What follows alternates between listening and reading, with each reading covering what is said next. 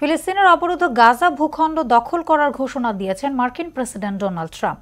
ওয়াশিংটনে নিজ কার্যালয় ওভাল অফিসে ইসরায়েলি প্রধানমন্ত্রীর সঙ্গে এক যৌথ সংবাদ সম্মেলনে তিনি বলেন, দখলের পর গাজা উপত্যকার মালিক হবে যুক্তরাষ্ট্র।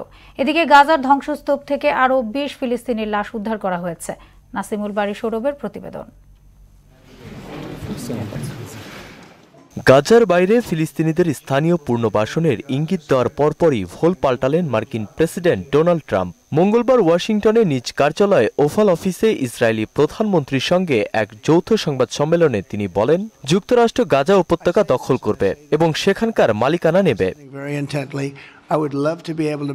উপত্যকাটি মালিকানা নেওয়ার পর সমস্ত বিপজ্জনক অবিস্ফোরিত বোমা এবং অন্যান্য অস্ত্র নির্মূলের পাশাপাশি ভূখণ্ডটি সমতল করার ঘোষণা দেন ট্রাম্প। বলেন, গাজায় এমন অর্থনৈতিক উন্নয়ন করা হবে যাতে এখানকার মানুষের প্রচুর কর্মসংস্থানের ব্যবস্থা হয়।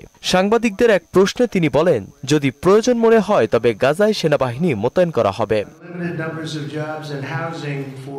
যুক্তরাষ্ট্রকে গাজা উপত্যকার দীর্ঘমেয়াদী মালিক হিসেবে দেখতে চান উল্লেখ করে ট্রাম্প বলেন, এটি খুব বিপজ্জনক একটি জায়গা এবং পরিস্থিতি আরও খারাপ হতে চলেছে। মধ্যপ্রাচ্যে স্থিতিশীলতা ও শান্তি আনতে প্রয়োজনীয় সবকিছুই করবে যুক্তরাষ্ট্র। এই ইস্যুতে যুক্তরাষ্ট্রে প্রবাসী ফিলিস্তিন ও মধ্যপ্রাচ্যের নেতাদের অবস্থানের সমালোচনাও করেছেন তিনি। এদিকে গাজার ধ্বংসস্তূপ থেকে আরও ২০ ফিলিস্তিনি লাশ উদ্ধার করা হয়েছে। এতে ৪৭,৫৫০ জন ছাড়িয়েছে প্রাণহানি। দীর্ঘ ১৫ মাসের বেশি সময় পর ফেব্রুয়ারিতে যুদ্ধবিরতি কার্যকরের পর থেকেই ধ্বংসস্তূপ থেকে উদ্ধার হচ্ছে শত শত মানুষের লাশ। ওদিকে ফিলিস্তিনি রাষ্ট্র প্রতিষ্ঠা ছাড়া ইসরায়েলের সঙ্গে কূটনৈতিক সম্পর্ক স্থাপন না করার ঘোষণা দিয়েছে সৌদি আরব। ফিলিস্তিন রাষ্ট্রের বিষয়ে সৌদির কোনো দাবি নেই মার্কিন প্রেসিডেন্ট ডোনাল্ড ট্রাম্পের এমন বক্তব্যের পর এক বিবৃতিতে এ ঘোষণা দিল রিয়াদ। নাসিমুল বারী সৌরভ, মোহনা সংবাদ।